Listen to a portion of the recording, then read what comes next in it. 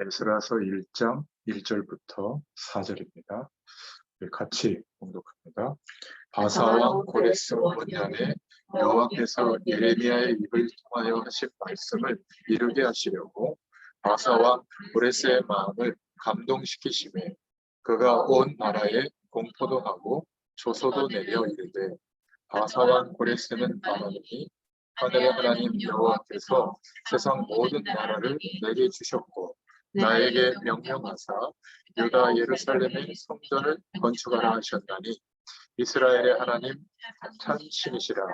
너희 중에 그의 백성된 자는 다 유다 예루살렘으로 올라가서 이스라엘의 하나님 여호와의 성전을 건축하라.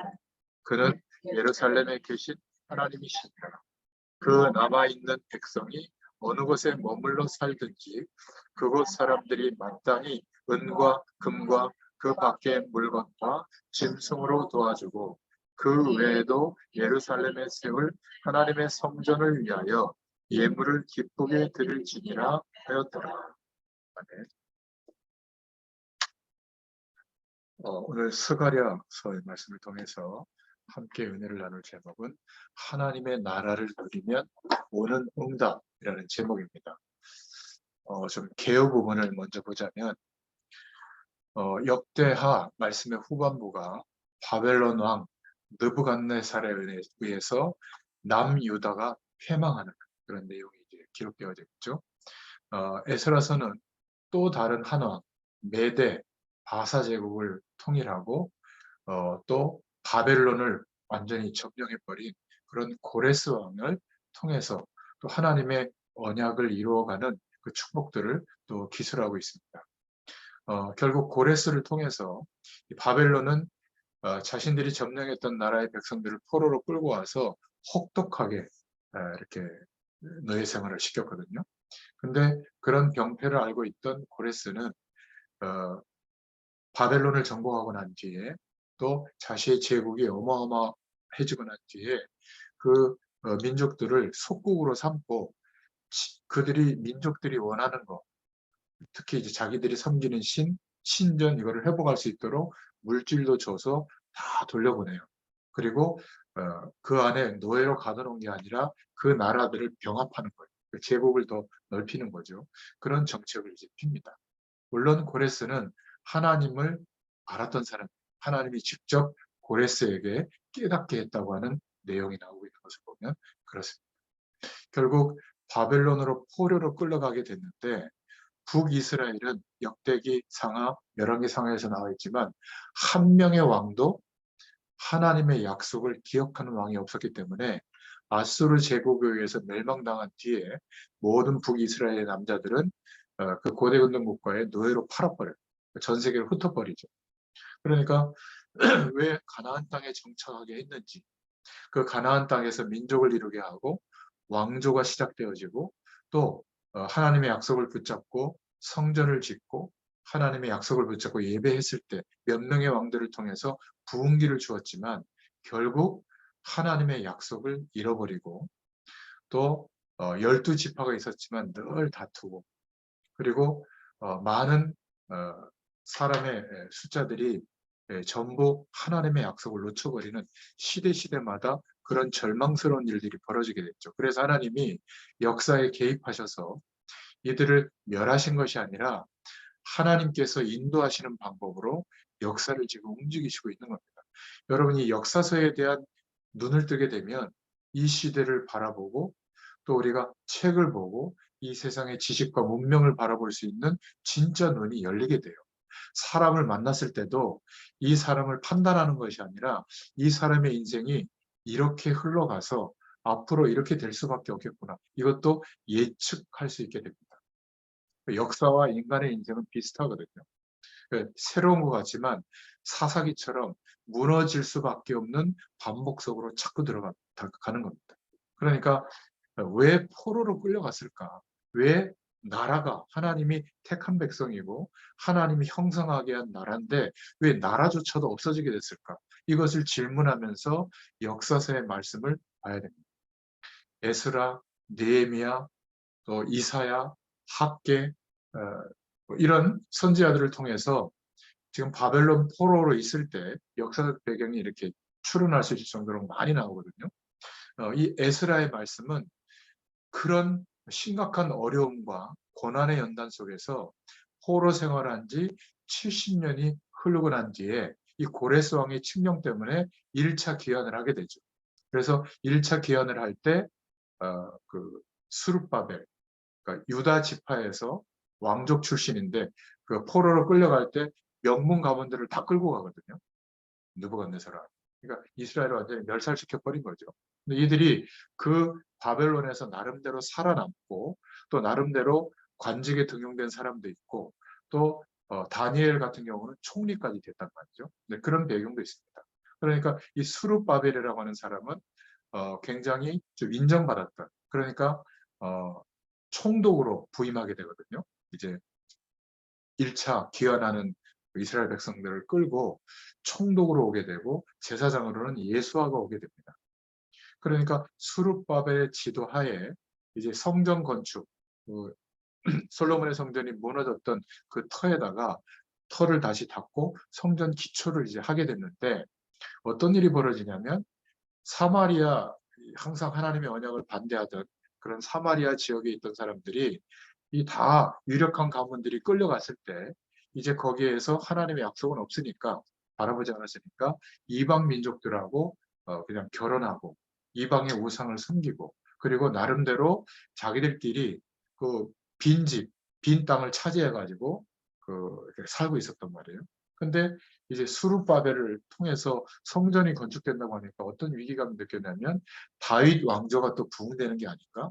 그럼 우리는 이 누렸던 것을 다 빼앗기게 되고 고립되지 않을까? 이런 면에서 거짓말로 저들이 성전을 재건하는 게 아니라 유다 왕조를 재건하고 왕국을 재건하려고 한다, 독립하려고 한다, 이런 뭐 세금도 뭐 포탈하고 이런 거짓 조서를 해가지고 그 페르시아 제국이 됐죠. 거기에다가 이제 조서를 보내는 겁니다. 그러니까 고발장을 보내는 거죠. 그래서 그것 때문에 약 15년 동안 성전 건축이 중단됩니다. 참 이해할 수 없는 일이죠. 그러다가 고레스 왕 다음의 왕이 다리오 왕인데 이때 이제 관직에 등용됐던 왕실의 모든 어떤 중요한 일들을 담당했던 뭐 서기관 뭐 이런 정도의 역할을 한 사람인데 그 사람이 누구냐면 에스라였어요.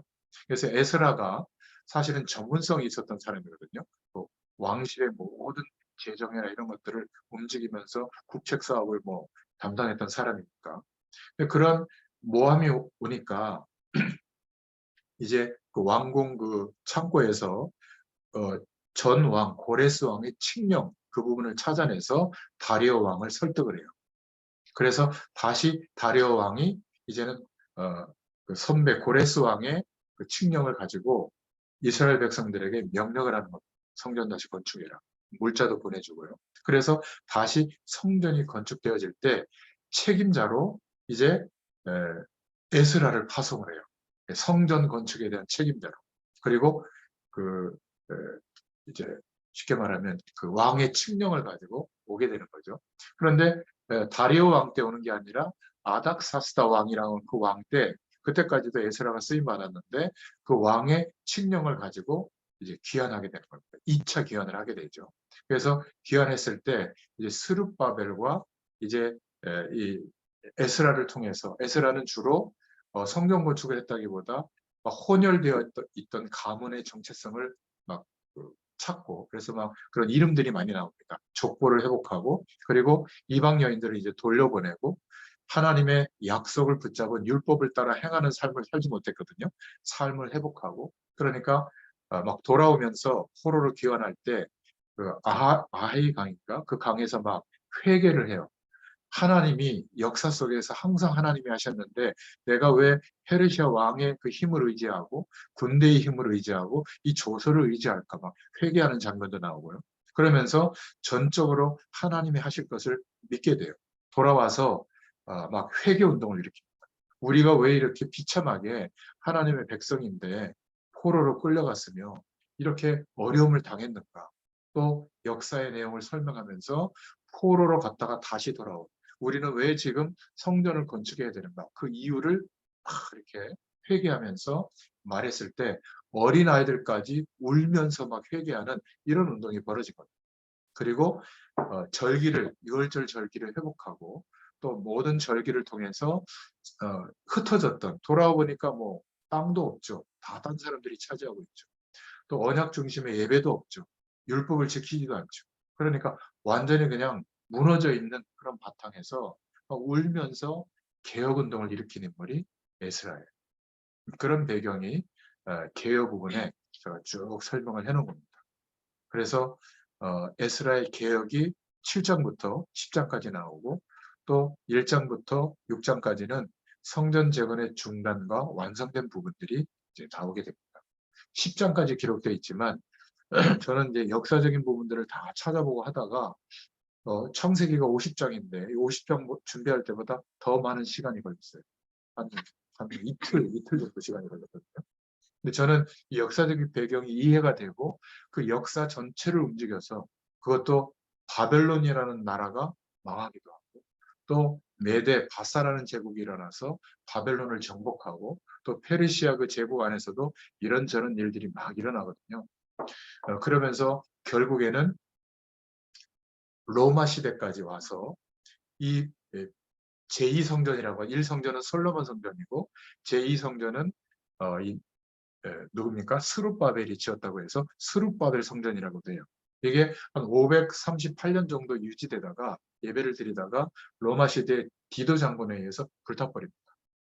그리고 이제 그 로마 시대에 이 성전이 무너지고 난 뒤에 스룹바벨 성전이 무너지고 난 뒤에 약 20년 뒤에 예수님께서 이 땅에 오세요. 역사적인 배경이 그렇더라고요. 그러니까 이 에스라와 느헤미야를 통해서 잠깐 회복이 됩니다. 하나님의 약속을 붙잡고. 근데 이 이후에 이사의 배경이나 이런 것들을 쭉 보면 결국은 이제 선지자들의 시대가 끝나고 약 4세기 동안 400년 동안 성경의 기록이 없는 시대가 와요. 암흑 시대. 무슨 말이냐면 다윗 왕조도 회복이 안 되고 또 언약 공동체인 공동체가 흐트러지고 또 예배도 거의 무너지는 암흑기가 오게 되는 거예요. 그리고 그 뒤에 이제 예수님께서 약속한 대로 이 땅에 그리스도로 오시는 이제 신약의 시대가 이제 시작이 되는 그런 내용의 배경이 에스라서라고 보시면 되겠습니다.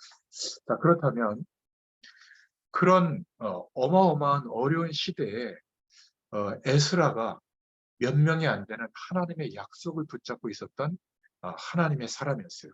남겨진 사람이었죠. 그래서 그런 어려운 현장에서 하나님의 나라를 누리고 있었던 겁니다. 요 내용, 삶의 규모에 대해서는 하나님의 축복을 어떻게 누리고 있었는가? 청년 다락방이나 또 산업인들 메시지한 성수동 다락방 이거를 참고해 주시고요. 오늘은 복음 1세대 부모들이 붙잡아야 할 에스라서의 말씀을 복음 메시지를 좀 정리해 보겠습니다. 선언을 좀 생각해 볼 것은 에스라라는 이름의 뜻은 하나님이 도우신다라는 뜻입니다. 저와 여러분도 인생의 큰 문제를 당할 때가 있죠. 사실 하나님의 백성이고 내가 이 가나안 땅에 왜 있어야 하고 오실 메시아가 오시면 이 세상과 인생의 문제는 끝난다고 하는 하나님의 약속을 확신하고 있다면 이 문제도 어려움도 하나님의 큰 계획을 이루시는 수단이거든요. 이렇게 봐야 되는 겁니다. 이게 복음 가진 자의 기도죠. 이것을 발견한 인물이 에스라였던 겁니다. 그래서 우리도 하나님의 계획을 발견하기 위해서 먼저 세 가지를 좀 기도 제목으로 붙잡아야 되는데 서론으로 우리의 현장의 삶의 모든 부분에 속지 않는 기도의 힘이 필요합니다. 그러니까 제가 열왕기를 통해서도 서론에 매일 말씀 묵상을 통해서 시작되는 하나님의 축복을 좀 얘기했는데요. 저는 이거를 지속하고 있습니다. 왜냐하면 그 은혜 속에서 어느 날 나의 힘과 능력 밖에 하나님이 역사하시는 응답이 오기 시작하더라고요. 그리고 내가 하는 이 일, 목회자의 일도 하나님이 원하시는 그 축복 속으로 들어가야 되거든요. 10%의 하나님의 역사하는 그 응답 속으로 들어가야 돼요. 여러분들이 발견한 달란트, 하나님의 뜻, 하나님의 계획이라고 얘기할 수 있는 사명이 우리가 그 분야에서 이 세상에서도 10% 안에 들어가는 노력을 해야 되는 겁니다. 하나님의 약속이 맞다면. 그래서 10% 안에 들어가는 삶의 응답이 와야 그게 하나님의 뜻인 거예요. 근데 거의 다 뭐 세계보고만 뭐 아이를 처음 태어나면 태영아 보고만 뭐 그다음에 조금 지나면 뭐 유초등 뭐 유치부 보고만 뭐 유초등 보고만 애들 크면 청소년 보고만 말 안 들으면 이제 포기하고 뭐 저 아파트 보고만 이렇게 바뀌는데 그거는 달란트가 아니에요. 직업을 말하는 게 아닙니다. 하나님이 나의 과거와 현재를 통해서 역사적으로 볼 때도 그렇고 이 시대가 이런 시대인데 내게 무엇을 원하시는가 이것을 에스라가 발견한 거예요. 그래서 하나님이 나를 포로로 오게 했고 하나님의 언약을 회복시키려고 이 어마어마한 대제국에서 살아남는 정도가 아니라 왕궁의 중요한 역할을 하도록 전문성을 갖출 수 있는 기회를 주셨구나. 그리고 이스라엘 성전 재건을 할 때 위기가 왔을 때 그것을 바로잡고 또 왕에게 중요한 하나님의 계획을 알리는 역할을 했던 인물이 에스라입니다. 그래서 우리의 현장에 벌어지는 일에 속지 않는 그런 기도의 힘이 반드시 필요합니다.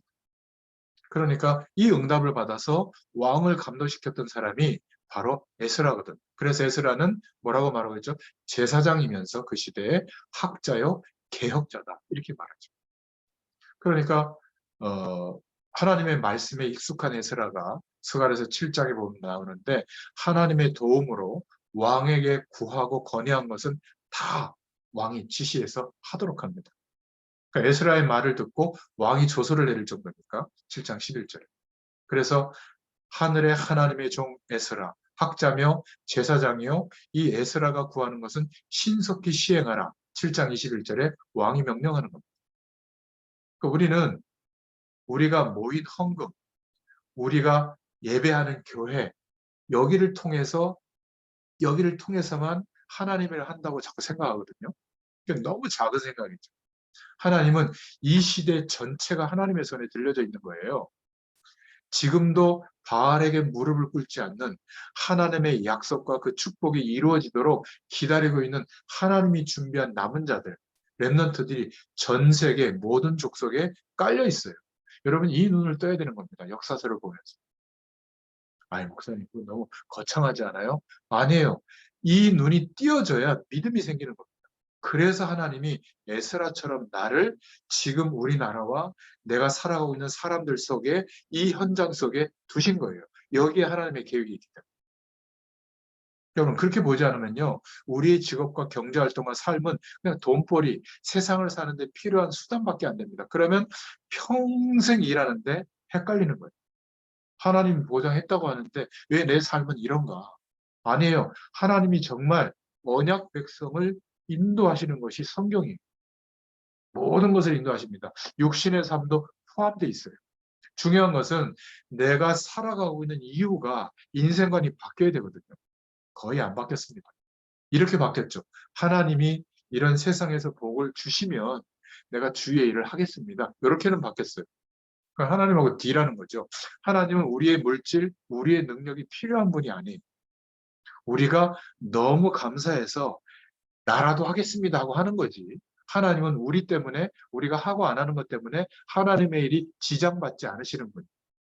이걸 믿으셔야 되는 겁니다. 그러니까 우리의 삶을 하나님이 허락하셨단 말이에요. 매일매일을. 거기에서 벌어지는 일 속에 현장에 속지 않을 수 있는 기도의 힘이 필요합니다.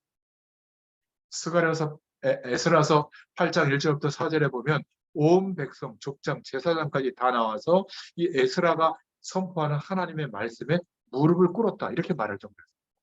두 번째 우리가 붙잡아야 될 기도의 제목은 현장을 넘어서는 기도의 힘을 가져야 될 줄로 믿습니다.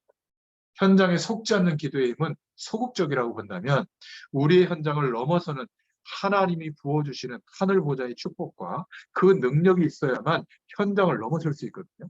그래서 이스라엘 민족을 데리고 나오면서 아하와 강가에서 무릎을 꿇고 기도하기 시작한 겁니다. 누가요? 에스라. 금식을 선포하고 하나님 앞에서 서서 하나님께 기도했죠. 하나님은 약속을 붙잡고 자기를 찾는 모든 자들에게 선을 베푸신다. 이렇게 말하면서 에스라서 8장 22절 23절에 내가 왕, 군대, 사람을 의지한 것이 부끄럽다. 이러면서 하나님 앞에 회개하는 장면이 나와요. 22절. 그리고 하나님의 뜻을 구하니까 하나님께서 응답하신 겁니다. 그리고 세 번째 우리가 에스라서를 통해서 서론으로 좀 생각해야 될 것은 영원한 것을 붙잡는 기도의 힘을 가지라. 그럴 때 하나님은 에스라서 8장 내용에 보면 이스라엘 민족 약 1,800명을 이끌고 2차 포로 귀환하는 그런 귀환의 앞장선 응답을 누리게 됩니다. 4개월 만에 도착했는데 와서 제일 먼저 한 일이 유월절 절기를 지킨 거예요. 이게 무슨 의미죠? 유월절이 언제 시작됐죠? 출애굽할 때. 그때 유월절 절기에 문설주에 피를 바르게 했잖아요. 그때 애굽에서 해방된 거거든요. 오실 메시아의 약속, 구원의 축복과 오실 메시아의 약속을 붙잡는 그 말은 이 에스라는 돌아오자마자 무너져 있는 자신들의 민족의 현장에서 하나님의 약속을 붙잡고 예배한 겁니다. 저와 여러분의 가정과 하는 일과 또 준비하고 있는 모든 일에 열심히 해라. 그게 우선이 아니라 양의 피 바르는 날 그것을 통해서 우리를 속이고 우리가 얼마나 중요한 축복을 받았는지 모르도록 속인 이 흑암 세력들은 무너지게 될 줄로 믿습니다. 그리고 성곽 낙성식을 해요. 그리고 이 에스라가 시작한 가장 중요한 유대인에게 세계를 정복할 수 있는 규모를 시작하게 한 게 뭐냐면 회당을 창설합니다. 곳곳에 흩어졌다. 왜냐하면 성전도 안 지어지고 모이지 않으니까 곳곳에 회당을 세워서 거기를 중심으로 유월절 절기를 회복하고 하나님께 예배를 회복하는. 나중에 지금도 회당이 있잖아요. 이 회당의 창설자가 에스라입니다. 하나님의 에스라를 통해서 잠깐이지만 이스라엘 역사를 회복시키죠. 에스라는 어쨌든 다윗 왕조를 세우려고 했는데 참 하나가 안 돼. 12지파가 하나가 안 되고 늘 자기 지파의 우선권만 생각하다가 결국 다윗 왕조는 끝끝내 세워지지 않습니다. 참 이거 보면 역사적으로 보면 너무 안타깝죠. 잠깐 세워져요. 그래서 누구냐? 그 고레스 왕이 스룹바벨을 부를 때 스룹바벨이 거기에서 명문 가문이거든요. 유다에서 포로로 끌려갔던 어떤 명문가냐면 유다 지파예요. 유다 지파를 통해서 왕들이 세워졌잖아요. 그래서 유다 지파 중에 자기의 관직으로 등록된 전문성 있는 스룹바벨을 총독으로 보낸 겁니다. 아니 고레스도 생각하고 있는데 언약 백성으로 그렇게 광야를 통과해서 기적을 보여주면서 가나안 땅에 수많은 왕들을 통해서 하나님이 알게 있는데도 불구하고 이제 완전히 나라가 망해서 그것도 다른 대제국의 왕의 힘을 부려서 성전을 제공하고 하나님의 언약 백성으로 회복시키고 있는데도 이스라엘 백성들이 관심이 없고 그냥 자기 이 살아가는 거 이걸 뺏기지 않으려고 서로 모함하고 싸우는 거예요. 그래서 막 학계 선지자가 막 강하게 메시지 하는 것도 있고 그것들을 제가 다 읽어봤는데 참 생각이 많아요. 오늘 이 시대에 우리를 한번 보세요. 벌써 우리가 이 복음이 너무 좋아서 인생을 걸고 막 학업도 막 포기하고 그렇게 모였던 이런 사람들이 마음의 중심이 다 세상으로 가 있고 우선순위가 한참 밀려 있어요. 언약 중심으로 이 축복을 전달하는 데 더 마음이 불타야 되는데 결혼하고 자녀를 키우고 먹고 살고 또 건강 문제가 오고 뭐 이런저런 인생살이에 뭐 그게 전부는 아니었지만 이거를 좀 해결하고 난 뒤에 한다. 그게 지금 이스라엘 백성들의 역사거든요. 한 번도 이 이후에 전도운동, 복음운동, 선교운동이 회복된 적이 없어요. 그래서 선지자들이 나와서 막 피 터지게 외치는 겁니다. 옷을 찢으면서. 잠깐 반짝했다가 또 없어지고 반짝했다가 없어지고 그래서 이사야서를 통해서 이사야 선지자를 통해서 예언을 하게 합니다. 그 예언이 성취되게 됩니다. 그게 구약 시대의 렘넌트 사상, 그루터기 사상입니다. 그런데 그 역사의 시간이 지나고 난 뒤에 약 4세기 동안 암흑시대가 올 정도로 너무 안타깝지 않아요? 그래서 우리가 역사 앞에서 교회사 앞에서 낙심되는 게 아니라 그런데도 하나님은 그 남겨진 몇 명의 사람들을 통해서 회복시키는 거거든요. 몇 명의 사람들이 돌아와서 성전 건축을 하기 위해서 터가 거기에 깔리고 예루살렘 성전터에 그 기초 공사를 한 거 보면 막 눈물로 우는 몇 명의 사람들. 왜냐하면 솔로몬 성전의 영광을 알았던 사람 몇 명 안 남았어요. 한 70년의 시간이 지나고 났으니까 포로로 끌려가서. 그러니까 그들의 기도하는 장면을 제가 읽어보는데 우리는 성전 건축에 이런 마음이 있나?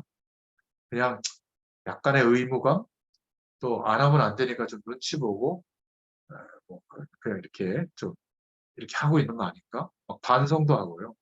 참 이 에스라서의 말씀이 10장밖에 안 되는데도 이 역사적 배경 속에서 유일하게 에스라, 그 다음에 느헤미야를 통해서 막 하나님의 음성이 들리고 있는 거죠.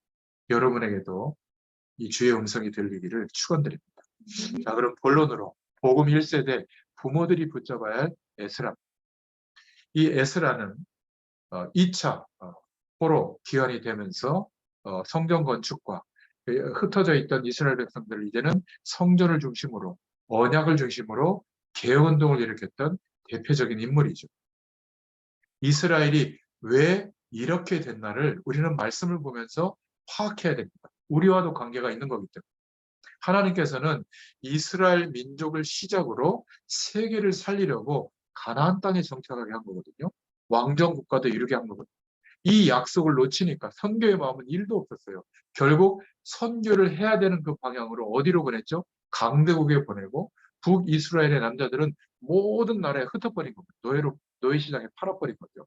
나중에 이제 초대교회가 복음운동을 해보겠을 때 이제 바울 사도를 중심으로 선교가 시작됐을 때 그 나라들마다 하나님이 일으키는 사람들의 역사적 배경을 보면 이 후손들이 일어난 거예요. 하나님의 계획은 놀랍지 않습니까? 그죠? 수백 년의 시간이 지났는데 비로소 그때 언약 잡은 자가 그 현장에 가니까 회복시키는 거예요. 이게 전도운동이에요. 막 구원의 길 메시지를 외워가지고 막 이 사람에게 얘기해가지고 영접시켜서 교회에다 데려가는 거는요. 100만 분의 1도 전도를 못 깨달은 거예요. 우리가 지금 인생의 과거, 현재, 미래 전체를 두고 이렇게 지금 만나서 말씀운동하고 있잖아요. 이게 전도, 이게 기적입니다.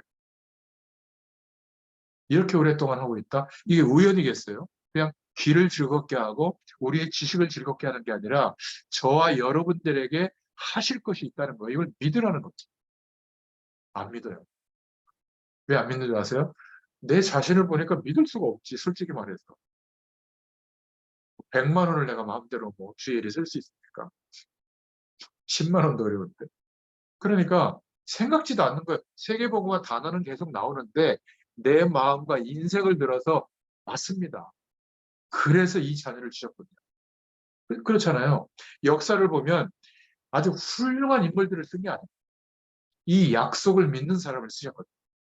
근데 우리는 이스라엘의 역사를 말하고 있는 역사서들을 보면서도 우리 시대에 내가 왜 이렇게 살고 있는지가 진단이 안 된다면 너무나 더 좀 강한 어떤 하나님의 메시지가 들리도록 강한 어떤 문제와 어려움들을 허락하겠죠. 이렇게 이스라엘 백성들을 완전히 포로되게 한 것처럼.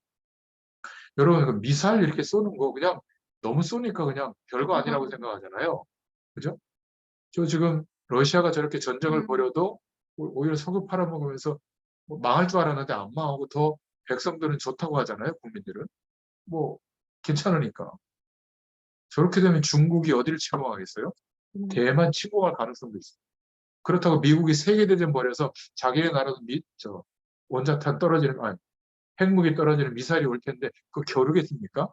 그럴 나라가 아니에요, 미국은. 이익이 나중에 재건과 무기 팔아먹고 그 자원이 많거든요. 우크라이나 싹 가져가려고 곡식 창고니까. 나빠요. 우리나라도 그래서 한 50년 동안 빼갔잖아요. 그러니까 선한 의도를 가지고 한다고 자꾸 착각하게 만드는 거죠. 언론을 가지고. 아니에요.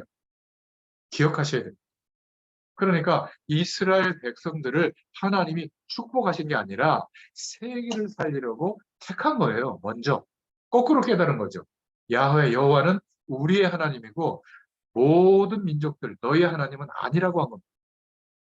이 사상이 깨지기 전까지 고통당해요. 우리를 건져내고 그래서 우리가 세계를 정복하도록 모든 축복의 문을 여실 메시아라고 착각하는 겁니다. 아니에요. 우리를 통해서 하나님이 일하시는 이유는 모든 민족을 살리시려고 하는 거예요. 하나님이 약속하시고 준비하신 창세전부터 구원주시기로 작정된다는 믿게 하려고 먼저 우리를 건져내 주신 거거든요. 근데 우리만 우월한 하나님의 백성이라 선민이라는 거예요. 모든 나라는 개 돼지와 같다는 거, 이방인이라는 거. 여러분, 우리가요, 이 복음의 풍성함을 놓쳐버리면 이렇게 신앙이 고착화될 가능성이 있어요. 저 복음 모르는 것들, 뭐 동성애, 또 뭐가 있지? 뭐, 종북, 주사파, 좌파. 요즘 지금 목사님들이 막 하는, 보수 목사님들이 하는 그런 얘기예요. 이 사람들을 죽여야 돼요. 그리고 나는 괜찮은 사람이에요? 아니요. 나도 지금 교회 안에 벌어질 일들을 보면 목회하든 중직자든 다 사기치고 막 별일을 다 벌여서 세상적인 복을 얻으려고 혈안돼 있어요. 거기다가 하나님의 능력까지 끌어당겨가지고. 그 얻은 사람들이 문제를 일으킨 거예요. 그 위치에 있는 사람들. 막 지금 먹고 살기 힘든 사람들은 문제 일으킬 겨를도 없어요. 하루하루가 생존이 힘든데. 너무 안타깝게. 그러니까 기억하셔야 되는 겁니다. 왜 이스라엘 백성들이 포로로 끌려갔으며 왜 그들의 힘으로 돌아오지 못하고 그 시대의 하나님의 역사의 중심부에 있는 고레스 왕을 통해서 오게 했을까? 그리고 몇 명의 사람이 등장해서 성전 제거를 이루고 있을까? 여기에 우리에게 주시는 메시지가 붙잡아야 돼야 되는 겁니다. 안 그러면 그냥 성경 공부하는 것처럼 제가 개요에 설명했던 것처럼 그렇게 아는 성경은 그냥 지식적인 충족인 거예요. 참 중요합니다. 그래서 복음을 붙잡고 붙잡혀간 사람들 중에 몇몇이 하나님의 나라를 누리고 있습니다. 그 현장에서. 그때 하나님이 역사 전체를 동원해서 하나님의 약속이 이루어지는 것을 보게 한 겁니다. 이들이 이제 알게 된 거 아니겠어요? 어떻게 하나님이 하시는지. 우리가 복음을 어떻게 아느냐에 따라서 실제로 우리 인생의 모든 문제가 끝이 나는 겁니다. 구원받았다는 말은 우리의 개인과 우리의 집과 우리가 가는 곳마다 우리 때문에 하나님의 나라가 임하는 거예요. 이게 무슨 의미죠? 과학적으로 모든 흑암 세력, 악령의 역사들이 무너지는 겁니다. 이 응답이 자연스럽게 나타나야 돼요. 말을 안 해도. 내 자녀에게 들여져 있던 흑암 세력이 꺾이는 게 정상이에요. 누구 때문에? 나 때문에. 내가 막 희한한 막 예배를 막 강조하고 하지 않더라도 결국 꺾여요. 어떻게 빛이 있는데 어둠이 같이 공존합니까? 나와 함께 하시는 성령의 역사가 나타나는데 내 직장에 내가 만나는 사람들에게 똑같이 생존 경쟁을 하고 더 이익을 따라 열심히 하는 이 적극적 사고방식, 세상 방식이 전달되기 때문에 흑암 세력이 안 물러가는 거죠. 이거는 열심히 하지 말라는 게 아니에요. 하나님의 약속이 믿어져서 하나님이 하실 게 내 인생을 통해서 하실 그 믿음이 오면요.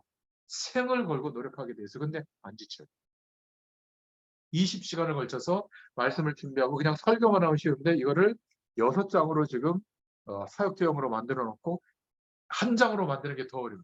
관련된 메시지, 말씀들을 거기에 다 지금 여러분 잘 안 보시겠지만 깨알 같아서 그 단어와 주제에 연결된 성경 구절을 찾아서 다 옆에 붙여놓은 거거든요. 통독할 때 보시라고.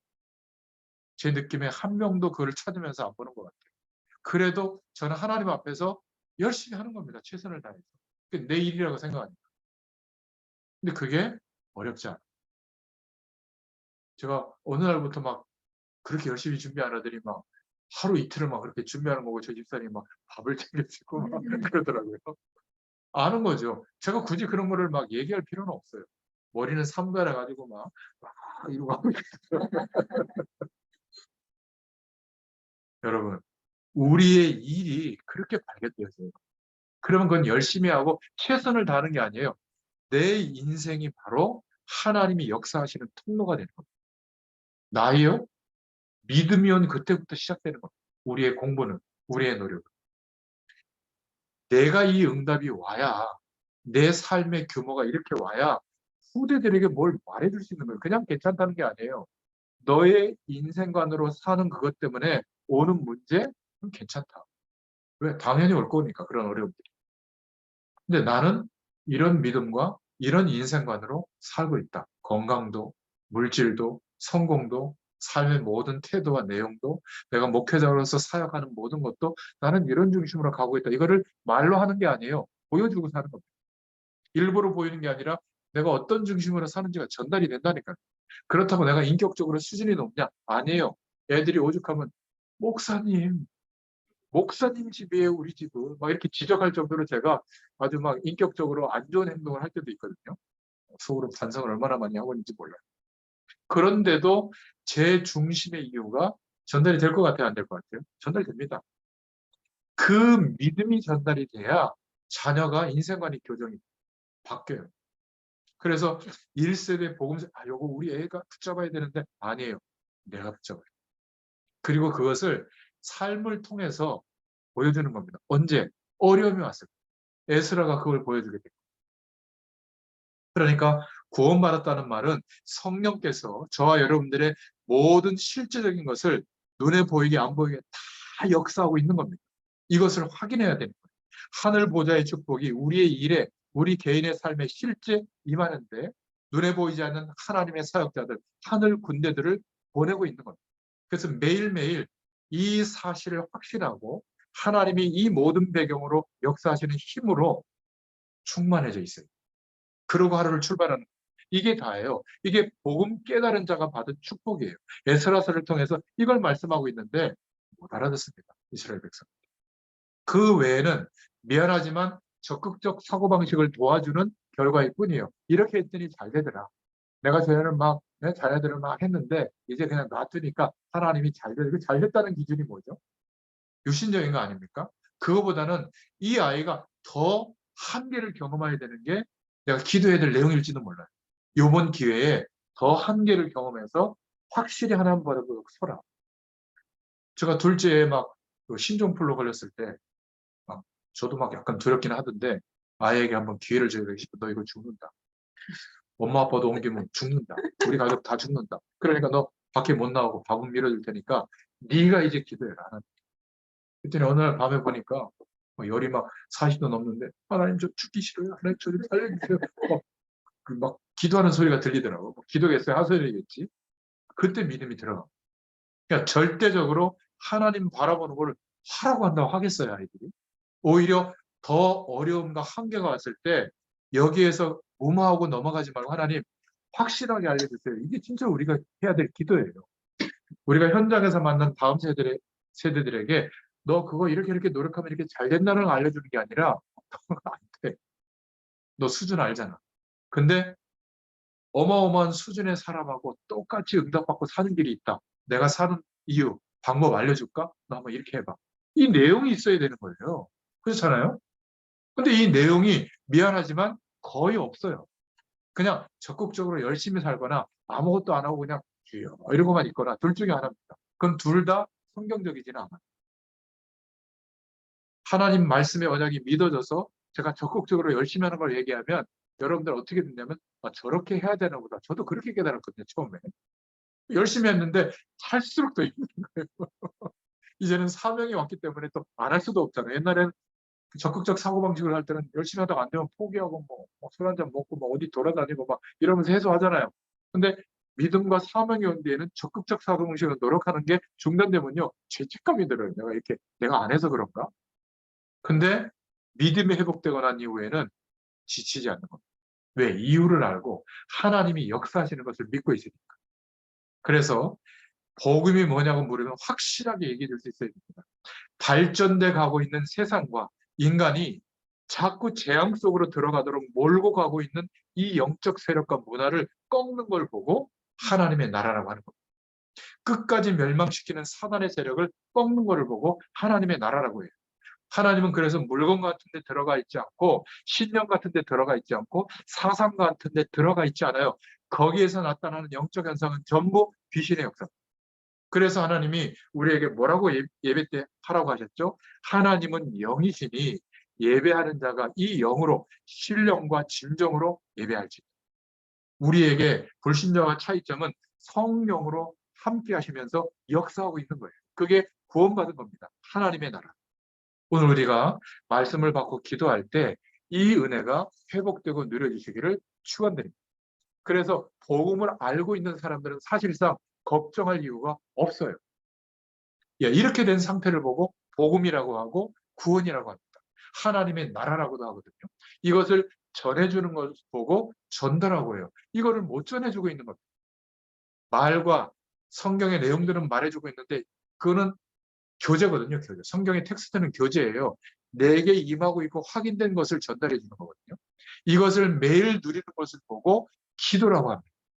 여기에 대해서 확실하게 말하고 있는 기준을 붙잡는 것을 보고 말씀이라고 해요. 그런데 성경을 백독했다고 하는데 하나님이 뭘 말하는지 모른다면 그건 백독해봐야 뭐 유익은 좀 있겠지만 성령의 역사가 나타나는 것과는 거리가 있는 겁니다.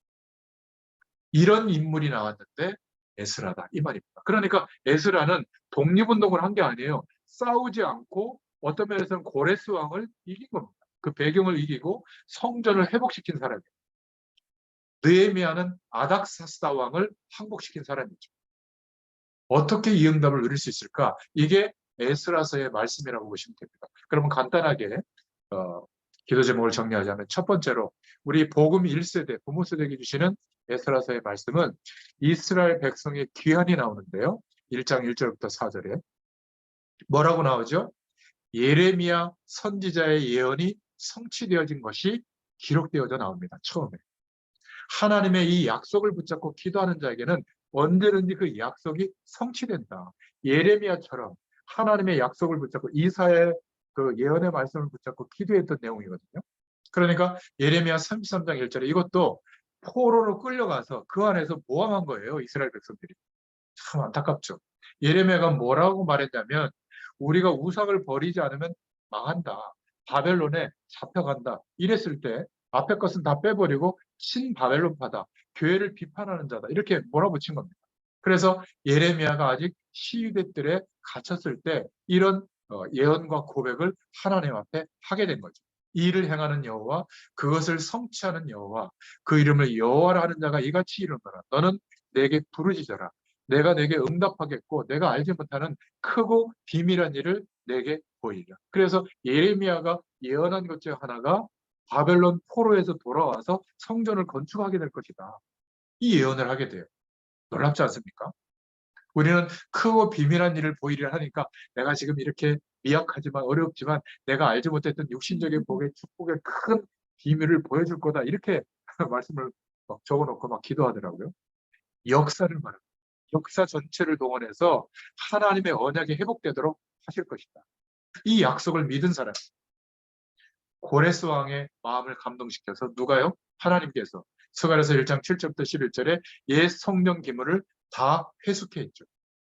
그러니까 금반 30, 은반 1천, 칼 20, 금대접 30, 은대접 400, 도합 5,400이나 되었다. 그러니까 귀환할 때 금, 스가랴서 2장에 보면 금 6만 1천 다락, 약 7억 정도입니다. 현재 화폐 가치로. 은 5천만에 2억 정도예요. 그리고 100벌에 제사장의 옷을 예물로 즐거이 들었다. 절기마다 옷을 다르게 입었거든요. 스가랴서 2장에 나옵니다. 한마디로 말해서 이걸 누가 줬냐면 고레스 왕이 줬어요. 지금은 10억 이 정도 되면 지금도 큰 돈이지만 이때는요. 천문학적인 숫자예요. 성전을 재건하고도 남을 돈을 줬거든요. 하나님께서 이렇게 언약 가진 자의 기도에 응답하신다는 기억하셔야 됩니다. 우리의 가정, 우리의 후대, 우리의 분야에서 다음 세대를 놓고 기도하는 자에게 하나님이 이 축복을 허락하시는 겁니다. 불신자의 마음, 그것도 가장 어마어마한 조건을 갖고 있는 고레스의 마음을 움직여서 하나님은 역사를 움직여서 그 언약이 이루어지도록 우리에게 힘이 없으면 역사하시는 거예요.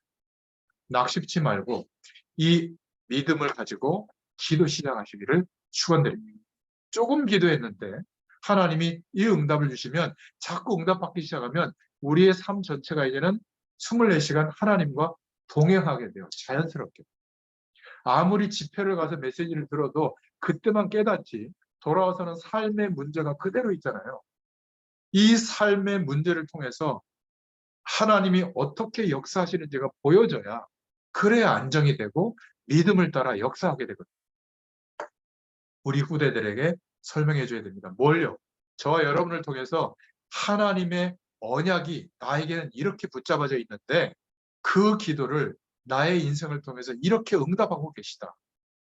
이 언약이 지금 우리 대에 올 때까지도 힘들었는데 너희들의 대, 다음 세대에 지금 거의 전달이 안 되고 이 영상을 보는 것도 보면요. 너무 말초신경을 자극해서 스팟 영상, 뭐, 짧 뭐 짧게 짧게 왜 그런 줄 아세요? 문화를 그렇게 흑암 세력이 바꾸는 거예요.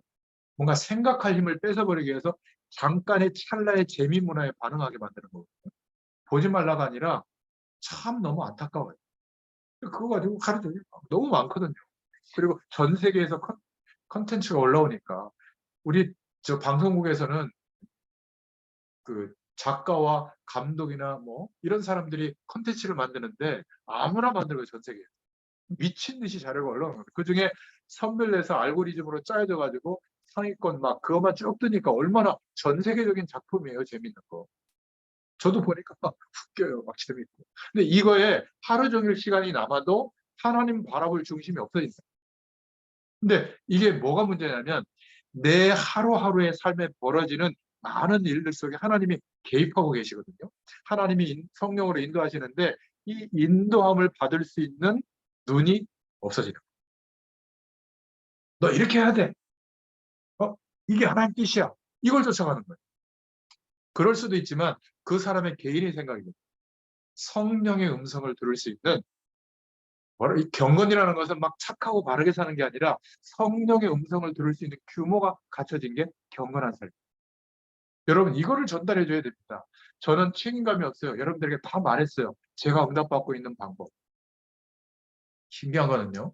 다락방 안 하고 있는 교회의 그런 사명자가 말씀을 듣다가 제가 맨날 오니까 자기도 올려보기 시작하다가 자기 교회 강단 말씀 붙잡고 하고 있는 거예요. 참 신기하다. 그런데 어떤 일이 벌어진 줄 아세요? 전도의 문이 계속 열려요. 참 놀랍습니다. 그렇게 많이 그 집회마다 얘기하고 매주 얘기하는데 그냥 짜여진 기도 수첩에 다 기도 제목까지 찾아 밑에 기도 제목까지 나와. 그 단어를 그대로 갖다가 올리더라고요. 무슨 의미가 있어요? 그렇잖아요. 그 말씀을 통해서 하나님이 내게 오늘 이 시대에 나의 하루를 통해서 무엇을 말하고 있는가? 말씀이 내게 응답으로 오는 내용을 붙잡아야 될 거 아닙니까? 이게 살아있는 말씀인데 문제는 너무 바쁘고 생각이 나눠지다 보니까 조용히 하나님의 말씀을 생각할 수 있는 성령의 음성을 들을 수 있는 시간이 없는 거예요. 근데 에스라는 이 축복을 누렸다. 그 약속을 믿는 믿음의 기도에 하나님이 역사하신 거예요. 여러분, 하나님은 언약 가진 자의 기도에 반드시 응답하십니다. 이 언약이 다 무너졌구나. 이게 에스라가 가졌던 한이. 영어로는 한이라는 단어가 번역이 잘 안 된다고 그래요. 바로 이런 겁니다. 대학이 수백 개가 되는데 우리나라에 복음 깨달은 교수, 복음 깨달은 그 대학에 지속적으로 있는 사람 중에 거의 없어요. 이 언약적인 한이 있는 사람이 거의 없어요. 그래도 몇 명 있는 사람들이 모아서 코스타를 만들어냈거든요. 박사후 과정에 전 세계에 가 있는 해외에서 일어나는 그 박사 받고 그 박사후 과정에 공부하는 그런 연구진들에게 이제 복음을 설명하는 대회가 코스타라고 이루어지고 있거든요. 거기에서 우리나라의 그래도 엘리트들이 복음을 받고 한국 사회에 굉장히 모든 포지션에서 중요한 역할을 하는 전도운동이 있습니다. 우리는 거의요, 우리보다 못한 무너진 사람, 막 문제 있는 사람만 자꾸 찾아가요. 성공자들을 향해 가야 되거든요. 우리 자녀들 중에서 성공한 아이들에게 복음의 규모를 더 알려줘야 돼요. 왜냐하면 성공자들을 만날 거니까. 그들은 더 무너져 있거든요. 영적으로. 복음을 제대로 이해한 교사가 거의 없어요. 학교에. 네가 이 언약을 붙잡아라. 혹시 우리 자녀가 교사라면. 의사 가운데 복음의 능력을 가진 의사가 거의 없는 겁니다. 여러분 경험하셨죠? 문화예술 분야에 복음의 능력을 가진 문화예술 분야의 지도자들이 없어요. 다 자기 팝을 만들고 그렇지 않아요?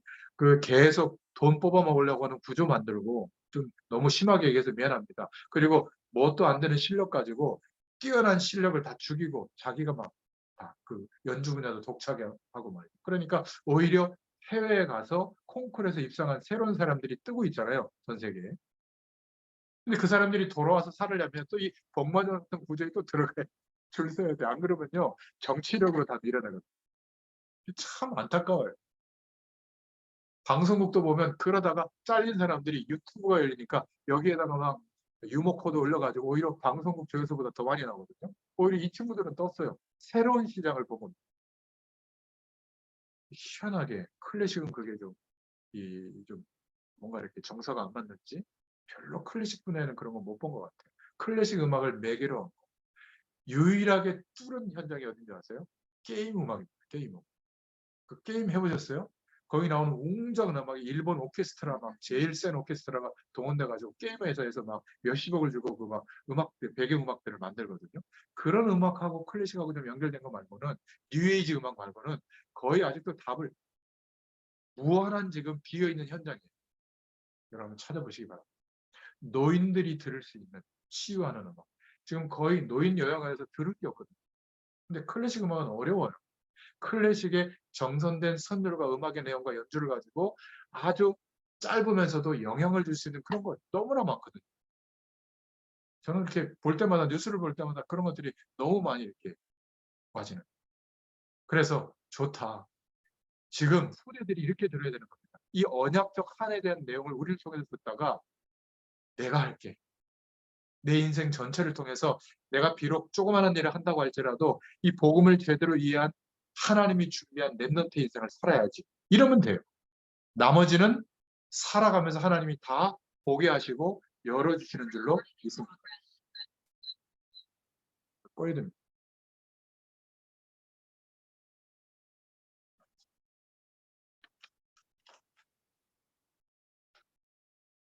그래서 살아가면서 저쪽에서 나갈 수도 있고. 예, 살아가면서 이런 축복과 은혜가 이제 보이면서 차분해지고 그리고 이제는 시간을 허송세월하는 게 아니라 단 하루를 살아도 주의 영광을 위해서 살아가는 중심이 회복된 것을 보고 언약적 한을 가진 사람이다. 이렇게 말할 수 있습니다. 이스라엘 백성들이 귀환한 것은 에스라 때문. 또 성전 재건에 대해서 두 번째 메시지가 나오는데 스가랴서 3장 1절부터 7절에 나옵니다. 그러니까 솔로몬 성전이 파괴되고 난 뒤에 한 얼마 만에 지금 성전이 회복됩니까? 한 20년, 25년 이때 물론 남겨져 있던 성전에 터가 있었으니까 이게 회복이 되거든요. 그러니까 예수아와 스룹바벨이 주축이 되어서 성전을 재건합니다. 그리고 나서 이제 번제를 드리고 스가랴서 3장에 초막절을 회복하고 거룩한 절기를 회복하죠. 스가랴서 3장 12절을 나중에 한번 읽어보세요.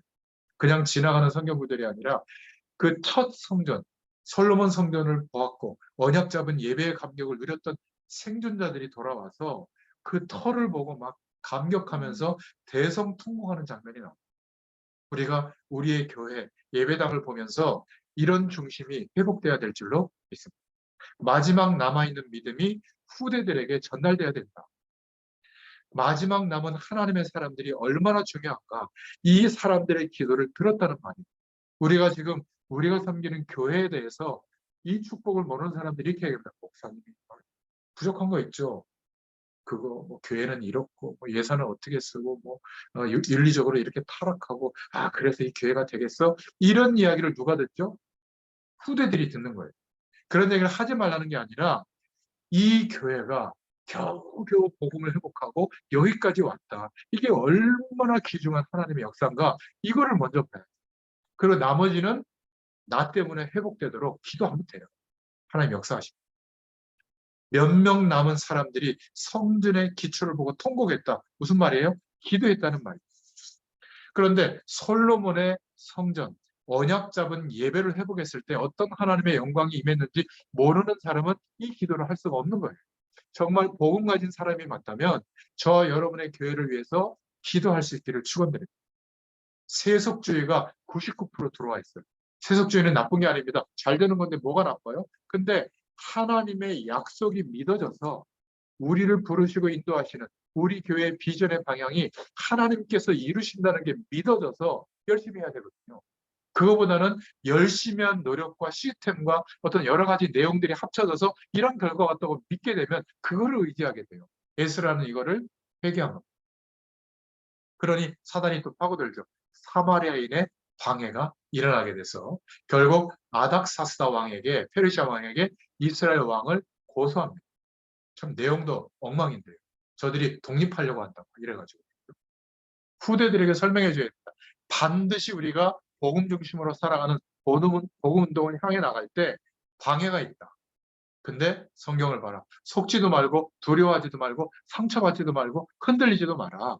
오히려 거기에서 찾아낸 조서를 올렸는데 이들이 막 모함하는 조서를 올렸는데 다리오 왕이 이제 에스라의 말을 듣고 오히려 고레스 왕의 칙령을 찾아내가지고 역사적인 내용을 가지고 다시 재건을 명령하니.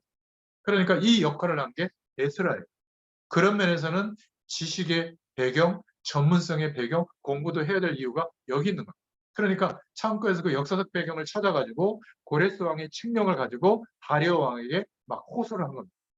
그러니까 옳거든요. 고레스 왕의 조서를 확인한 다리오 왕이 건축 재건의 조서를 다시 내립니다. 여러분, 성전 재건이 그래서 7장에 완성됩니다. 방해를 두려워하지 말자. 우리 다음 세대들이 또 우리가 공부하고 최선을 다하고 성실하게 준비해야 될 이유가 여기에 있는 겁니다. 우리 집, 우리에게 있는 문제, 어려움만 보지 말고 과거가 왜 있죠? 교훈을 삼으라. 미래가 왜 있죠? 하나님이 인도하실 방향이 역사적으로 보여야 되는 거예요. 어떤 방해도 두려워하지 마. 하나님의 가장 큰 뜻은, 복음 가진 사람에게 가장 큰 뜻은 올바른 성전 건축하는 겁니다. 역사에 남는 사역이 되는 거죠. 여러분 이런 기도 안 해보셨습니까? 아니, 하나님 모르는 사람도 저렇게 망치고 있는 사람들도 절권도 크고 저런 기업도 크고 이런데 아니 저 불신자들 도둑놈들이 막 돈을 몇백억씩 막 착보하고 막 이러는데 우리는 도대체 왜 이러고 살아야 됩니까? 이렇게 기도해 본 적이 없나요? 에스라와 같은 언약적 한이 있다면 하나님은 역사하십니다. 이 사람들이 돌아와서 그 성전 터를 보고 막 통곡을 하면서 기도한 겁니다. 복음을 회복하는 성전 짓는 것만큼, 복음을 회복하는 말씀 운동을 세워가는 것만큼 그렇게 가치 있는 것이 없다. 우리 후대들에게 전달될 수 있기를 바랍니다. 그러면서 세 번째로 우리가 붙잡을 메시지는 스가랴서 7장 1절부터 28절에 나오는데 이 에스라가 돌아와서 개혁을 합니다. 에스라는 마지막 그 왕이 포로로 끌려갈 때 제사장 스가랴의 아들이었어요. 그러니까 얼마나 한이 있었겠습니까? 제사장이었습니다. 신분과 족보를 말하고 있는 게 7장 1절부터 5절에 나오는데요. 그래서 말씀에, 언약에, 율법에 익숙했죠. 그러면서 7장 6절에 바벨론 궁에 영향을 주는 영적인 사람이었던 겁니다. 에스라의 모든 말을 왕이 인정했어요. 7장 6절에. 그러면서 제사장이기도 했습니다. 학사라는 말은 쉽게 말하면 우리로 말하면 뭐라고 해야 될까요? 기획조정실장 이렇게 말하면 됩니다. 영향을 줄 수 있는 그런 인물이었습니다. 복음을 제대로 깨닫고 공부도 열심히 하고 최선을 다해라. 영향을 주는 인물이 되라. 이거를 전달해 줘야 될 줄로 믿습니다. 돌아와서는 아닥사스 왕의 조서를 가지고 돌아왔는데 이스라엘을 회복시킨 겁니다. 그래서 법적으로 성전 재건을 방해하는 것들을 다 무너뜨리고요. 개혁을 시도하죠. 모든 백성들을 다르게 재판하는 장면이 24절, 25절에 나옵니다. 그리고 바벨론에서 자기가 얻었던 모든 은금을 여호와께 드리라고 명령합니다. 그 물질로 신속히 번제를 준비해서 여호와께 드리죠. 남은 것은 하나님의 뜻에 따라 선한 일에 쓰라고 말합니다. 7장 18절에. 그리고 하나님 앞에 서도록 모든 기명을 여호와 앞에 드려라. 이렇게 중요한 축복의 약속을 회복시켰습니다. 그러니까 말씀을 연구하며 사모했던 사람이고 말씀을 전파했던 사람이고 또 7장 11절부터 28절에 사람들에게도 인정받는 사람이었어요. 그러면서도 마지막에 이런 배경과 능력 때문이 아니라 하나님이 하신다는 것을 믿었던 자기를 부인했던 사람이었습니다. 이런 일꾼이 되도록 복음 제대로 붙잡고 하나님의 약속을 붙잡고 현장에서도 중요한 영향력을 주는 인물이 되도록 이 약속을 전달할 수 있기를 축원드립니다. 마지막 네 번째 에스라의 회개가 나옵니다. 스가랴 10장 1절부터 4절에 나오는데요. 에스라는 이스라엘 민족의 잘못을 깨달은 겁니다. 돌아와 봤더니 레이지파 사람들이 사마리아 사람들 또 모압 족속, 암몬 족속의 사람들의 딸들과 이쪽 딸들이 좀 이쁜가 봐요. 그 왜 중동 지역에 좀 그런 족속인가 봐요. 그냥 그 사람들하고 그냥 결혼해가지고 혼인해가지고 그 사람들의 우상의 배경 속에서 그러고 살고 있는 거예요. 얼마나 안타깝습니까? 스가랴서 9장 1절에 나옵니다. 그러니까 불신, 우상숭배자와 결혼할 일들이 만연돼 있는 거예요. 한 7, 80년 동안.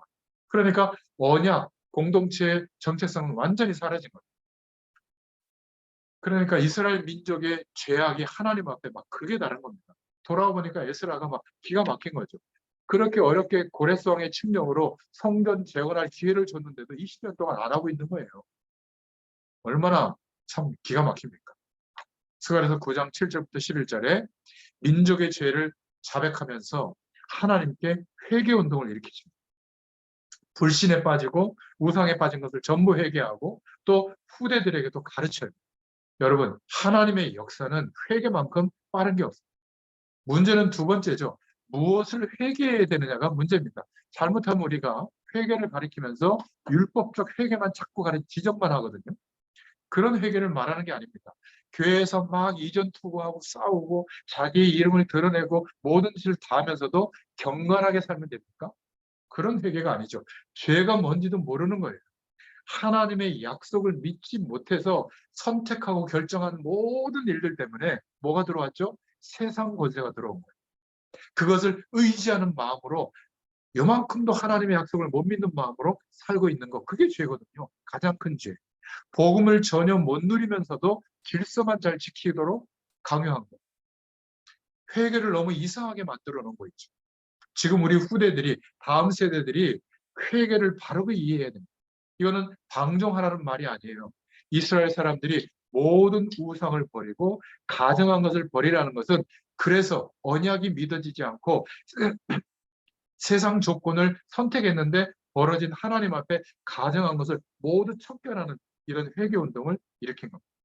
그래서 스가랴서 10장 1절에 보니까 온 백성이 하나님의 그 전 앞에 모이게 되고요.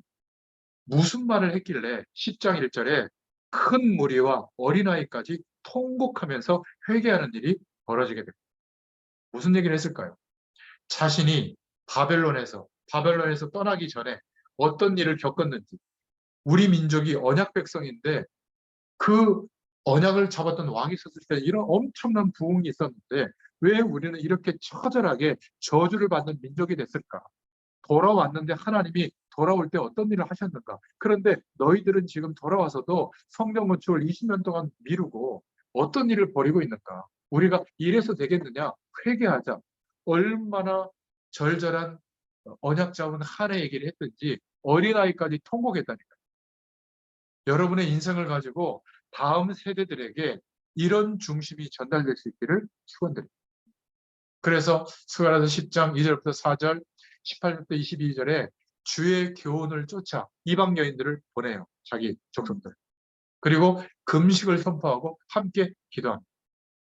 우리 자녀들이, 후대들이 방종하게 만들어서는 안 되지만 율법적 회개를 가르쳐서는 더 망합니다. 죄가 뭔지도 모르는데 엉뚱한 것을 하도록 유교식으로 바리새인식으로 그렇게 우리가 가르친다면 그건 회개가 아닙니다. 복음 막은 것을 회개해야 돼요. 하나님의 언약을 믿지 못했던 것을 회개해야 돼요. 하나님은 이렇게 놀라운 축복을 성경 전체를 통해서 우리에게 매주 매일 말씀하고 있는데 못 깨달은 것을 회개해요. 십자가에 못 박혀 죽어주신 재창조의 능력으로 우리를 구원해 주셨는데 그 가치를 돈보다도 못 깨달은 것을 회개해요. 그러니까 이 축복을 하나님의 나라를 못 누리고 엉뚱한 데 빠져서 인생을 허비한 것을 회개해야 돼요. 진짜 우리도 모르는 우상에 붙들려 있는 거 아니에요? 그래서 어려워진 게 아니에요? 얼마나 제대로 깨달았는지 이런 이야기가 전달되니까 아이들까지 통곡을 합니다. 이스라엘의 문제가 무엇이었을까요? 성전 회복보다 먹고 사는 데 관심이 많은 겁니다. 왜냐하면 유력자들의 땅과 집들을, 건물을 자기들이 다 차지하고 있으니까 성전 재건보다 다윗 왕조가 재건되면 다 뺏기거든요. 그러니까 거짓말하고 막 다 죽이려고 하고, 그래서 역사적으로 다윗 왕조가 이제 무너지고 안 세워져요. 제가 잘 읽어보니까 너무 안타까운 겁니다. 신앙보다 육신적인 쾌락에 빠져 있는 겁니다. 아름다운 이방 여인에게 빠져서 포로 시절의 고난을 다 잊어버린 거예요. 돌아와서도. 이때 무엇이 회복인지를, 그 의미를 회복하게 됩니다. 에스라를 통해서. 모세가 데리고 나오니까 이스라엘 백성들이 그냥 따라서 피 받으러 막 따라 나오죠. 그런 1세대들은 다 광야에서 장사된 바 됐잖아요. 고레스가 돌아가라고 하니까 18만 명, 한 19만 명 정도에 그냥 따라 나온 거예요. 그러니까 돌아와서 이 부흥운동, 회복운동이 일어나지 않은 거예요. 우리는 어떻습니까? 세계복음화로 하니까 세계복음화 이러고 하고 있는 건 아닙니까? 오늘 말씀을 듣는 저와 여러분들에게 하나님이 말씀하시는 음성을 들을 수 있기를 축원드립니다. 진심으로 알게 되도록 우리 다음 세대에게 전달해 줘야 돼요. 이게 우리의 기도요 사명인 줄로 믿습니다. 이들의 진짜 문제는 뭘까요? 삶이 언약을 믿는 삶이 회복되지 못했는데 이스라엘 백성들에게 율법만 강조한 겁니다. 율법보다 지켜야 될 말씀보다 더 중요한 것은 매일 하나님의 나라가 임해야 돼요. 그 하나님의 나라, 하나님의 은혜를 받을 수 있도록 도와줘야 됩니다. 은혜 중에 은혜는 복음입니다. 복음의 말씀이 우리에게 다가오고 확인될 때 이 놀라운 은혜가 회복될 줄로 믿습니다. 그래서 오늘 결론입니다. 하나님의 나라를 누리고 있으면 오는 응답이죠. 성취되어집니다. 성취된 하나님의 말씀 속에 우리가 있게 됩니다. 에스라처럼 예레미야를 통하여 예언하신 말씀을 이루시려고 이렇게 기록되어져 있죠. 하나님의 나라를 누리고 있으면 사람을 만나면 말씀이 성취되고 이 일을 하게 되면 그 일이 말씀이 성취가 되고 어려움이 오면 그 어려움이 말씀이 성취되게 돼요. 그러면 하나님의 언약을 전달해 줄 수 있게 됩니다. 이사야서 44장 28절에도 보면 내 목자 그가 나의 기쁨을 성취하리라. 성전 기초가 놓여지리라. 이사야의 말씀이 이루어지죠. 45장 1절에 이사야서에 기름 부음 받은 고레스에게 이같이 말씀한 겁니다. 여기에 말씀 심부름한 사람이 에스라예요. 두 번째로 하나님의 나라를 누리고 있으면 하나님의 나라를 누릴 때 실력으로도 세상을 이기게 됩니다. 그게 에스라예요. 왜냐하면 계속 응답이 오니까 다른 것에 허튼 마음을 갖지 않고 주어진 오늘에 성실하게 최선을 다할 수 있거든요. 스가랴서 7장에 율법에 능한 서기관, 학사, 에스라, 개혁자라고 말하고 있죠. 그리고 느헤미야 12장에 보면 에스라에게 이 왕이 왕궁의 모든 것을 책임지는 서기관을 맡긴 겁니다. 그래서 고레스 왕을 설득할 수 있게 된 거죠. 우리 후대들이 성공해야 된다면 이런 이유 때문입니다. 그리고 성전 지을 모든 물품을 가지고 1,800명을 거느리고 이제 2차 포로 귀환을 그 앞장서서 인도받게 되죠. 복음을 제대로 알고 하나님의 나라를 누리면 약속합니다. 반드시 우리의 현장에 삶의 변화가 일어납니다. 에스라가 돌아와서 6월절 절기부터 지켰다는 것은 복음의 가치, 오실 메시아에 대한 약속을 제대로 알고 있었다는 거죠.